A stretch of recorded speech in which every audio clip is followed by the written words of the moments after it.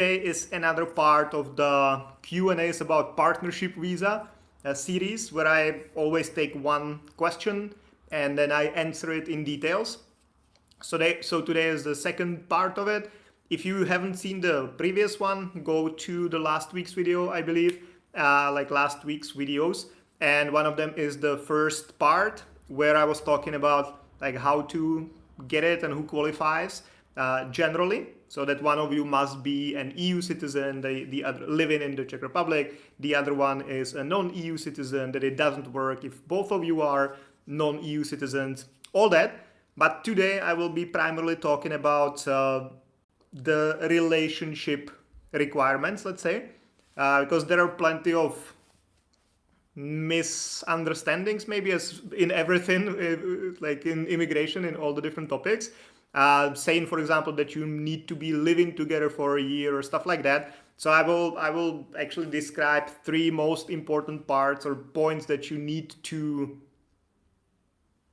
or requirements you need to meet so you can actually qualify for the partnership or partner visa. Let's go right into it. If you have any questions, please ask. I will be happy to answer the topic related questions right in the live stream. And then, as you know, I will be again doing live Q&As about like any topic, but it is only for joiners. So if you want to do the open live Q&As, I will be, when I finish this live stream, I will immediately go to the joiners zone and I will start another live stream where you can ask me anything, but you need to be the joiner. So, point number one, if you want to get the partnership visa, you must be in a long-term serious relationship similar to a marriage. There is no specification like what exactly it is, that you need to be together for 7 years or you need to know each other's parents or whatever, but there is this definition that you must be in a long-term serious relationship similar to a marriage. So that kind of is open to interpretation by the immigration officer who is making the decision about your case, but kind of common sense makes sense here as well. So 4 months, 6 months, that's not really like a long-term relationship. So if you've been together only for like 6 months, 4 months, whatever, probably I don't really recommend trying. We've done some short relationships, like 6 to 9 months, but those were very specific cases, and still there was the risk, like pretty high risk of like getting denied. So 4 to 6 months, yeah, not really a long-term relationship. We generally recommend being together, not necessarily living together, but being together for at least about a year. Jakub Turek joined. Hello, hi Jakub, thank you for joining. If you have any questions, feel free to ask and I'll answer them at some point. Yeah, then the duration of the relationship is just like one part of it, because you can be together for 4 years, but your relationship will only be online. You know, we had one couple actually who only played game, or like 90% of like what they spent together, they were only playing online games. We had some couples where they were together for 2 years and they've never even seen each other in real life. So they met online and they were just like talking online. So this is not really, it might be long term, like 2 years, 4 years, whatever. So the long term part might be met, but the seriousness, not really. You know, like how much are you serious about the relationship if you haven't even seen each other in real life, if you don't visit each other, if you don't know each other's parents, like you've never been to each other's houses, you don't have anything together, like you don't own anything together, like you don't have a joint bank account, you don't have like a house together, you don't have a lease together, anything like that. So maybe the duration would be fine. You've been together for more than 1 year, so that's fine. But the intensity or the seriousness of the relationship definitely does not work. Then it also depends on if you are able to prove it, because we've had some clients who just don't like taking photos. And that kind of does not help because photos are one of the great ways to prove your relationship. So if you don't take photos together, it will definitely be harder for you to prove the relationship. Then we've also had people, and that was especially like during COVID, for example, when people did not travel together. And that's also one of the major things that we usually use to make the case that you travel together. You know? And if you only like stay in the same city, maybe the same apartment, or even the Czech Republic, you use car and you don't really book any hotels, Airbnbs, you don't rent cars, or like you don't fly anywhere. That's also like not helping the relationship or the proving that you are in a serious long-term relationship. So it must be a combination. And if you look at the relationship by objective eyes, not like from your perspective, but yeah, we are really serious. We've been together for 4 years. It's only online, but we are serious about that. You can feel it like that, but look at it objectively from the side of the person who will be making the decision, and they might not see it that way. Jakub, dobrý den, Jakube, vítejte. Už jsem vás zdravil jednou, ale asi jste to neslyšel. Nebo máváte pořád, to je v pohodě taky. Okay, so that was number one. You need to be in a serious long-term relationship similar to a marriage, and you need to be able to prove it. Two parts of that. Second, you must make enough money to support both of you to support both of you on monthly basis. And there is a lot to say about this. So first, that you have enough money in your bank account does not mean anything. We had a couple where they had 6 or 7 million pounds, British pounds. So that's like 200 million crowns or something in their like investments and bank account and everywhere. That's not enough. The ministry does not care. Like literally they had 200 million crowns in their like assets, and the ministry were like, yeah, you didn't prove that you have high enough income. Please provide more documents. Because on one hand, like, yeah, that sounds stupid. On the other hand, the law specifically says that you need to prove high enough monthly income. So not like balance, which is allowed for some visa applications, for example, but you need to prove monthly income. So that's like pretty specific. So definitely having enough money in your bank account, having savings, whatever, that does not help. Second, if you don't have income, makes no sense to even apply because you will be denied. That's one of the requirements of the partnership visa. If you were married, that doesn't matter. They don't need any money proofs, any income proofs, nothing. But if you're unmarried, you have to prove that you're making enough money. So if you're not, makes no sense to even apply. But then even proving your income can get pretty complicated. So the easiest way to do it is if you have a local job which pays you enough money on monthly basis to support both of you. There is a calculation for how much you need to be making, all that. I will not go deep into that, but generally there is some amount you need to be making depending on where you live, how many people in the household, all that. But you just need to meet some minimum requirement. And if you have a local job, you're employed, then it's the easiest to prove because you just submit your employment contract, the last 3 salary slips, and you're good. But if you're a freelancer in the Czech Republic, that's already complicated because it depends on first when you started. If you've just started, you will hardly prove what's your like real net income, and you will need to be working for at least like 3, 4, 5, 6 months to be able to prove some regular income. And you would need to be actually making money from the very beginning.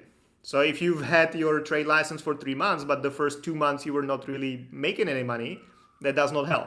So that's one thing. Second way of proving your income through the trade license in the Czech Republic, freelancing, is through your taxes.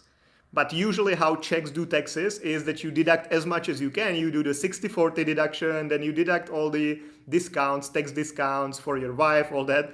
Probably not for your wife for the partnership visa, but you know what I mean, that you deduct as much as you can. But then on paper, your income is very low. You might have like 1 million crowns yearly income. But then if you do all these deductions, you're actually like net income on monthly basis will be 11,000 crowns or something, you know? So that does not help either, and that can get pretty complicated.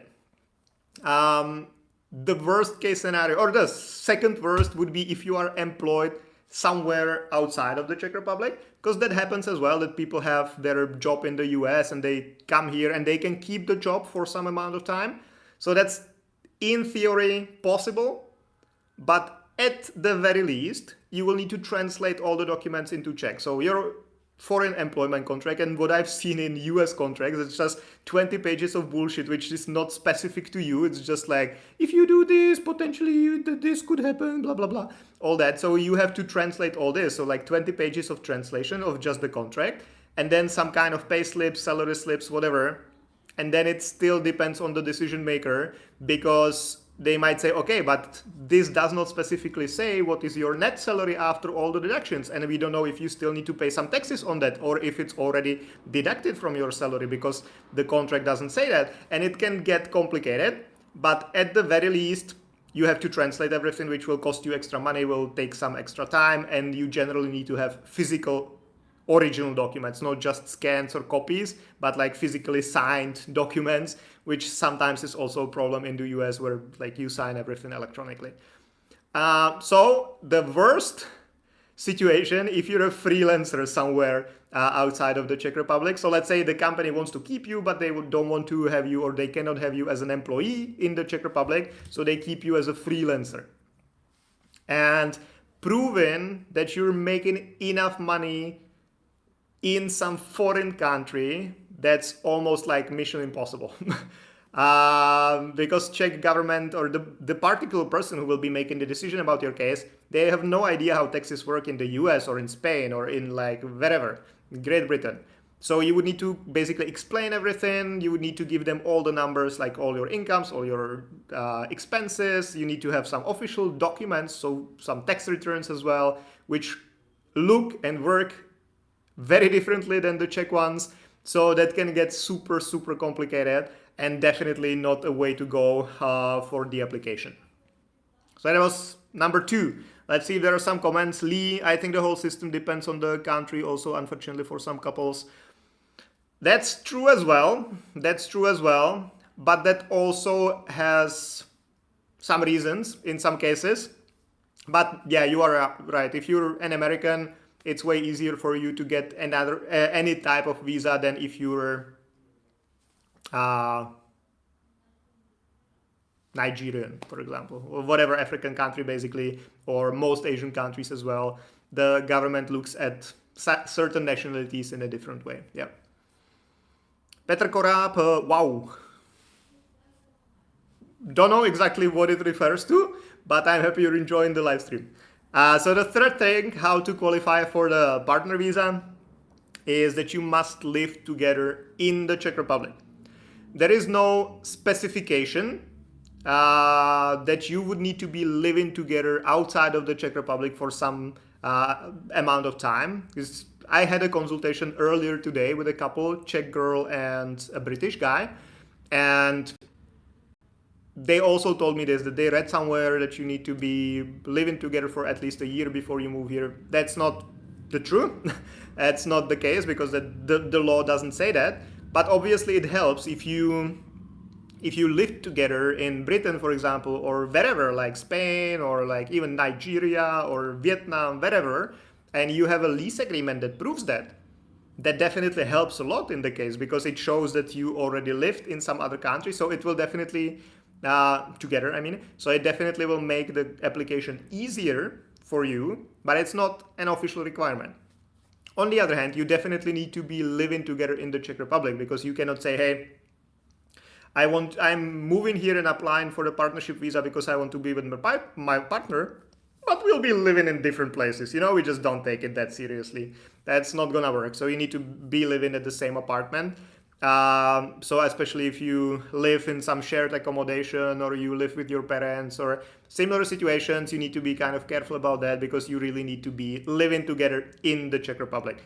And the longer the better. So if you first, for example, get a different type of visa, like a business visa, employee card, whatever, you start living together and then you switch to the partnership visa, that will definitely also make your application stronger. or at least if you come here under the 90 days, the visa-free stay, for example, or a short-term visa for 90 days, whatever, at least postpone the application and apply towards the end of the 90 days, because you will at least have 90 days of living together in the Czech Republic, which is better than 5 days, you know? So this is important part of it as well. Yeah, and I've done already some more videos about similar topic, the partnership visa, one last week, and I've done like longer videos previously. So if you're looking for more information, please search those up. I've also put already some link into the description of the video where you can read more about the most common questions, and then it takes you to other articles we've written about this topic. So check the description of the video as well. And of course, if you need any help or you have any questions about the partnership visa, get in touch. There is a link in my bio where you can go fill in a form and ask your questions, and I'll be happy to get back to you, answer your questions, and then some of my colleagues will take care of you and help you with the whole process. And now, yeah, this is basically it. Lee, of course, I get it. Yeah, that's how it is. Yeah. Anyway, guys, this is the end of the live stream. You don't seem to have any questions about this particular topic, but now I will go start another live stream in the joiners area, and I will be doing open live Q&As. So you can ask me questions about anything you want. You just need to be joiners. So please, if you want to ask any questions, join me for the live stream in like 2 minutes there. And thank you very much, guys, for being here, and see you again Monday, Thursday, until the end of the world.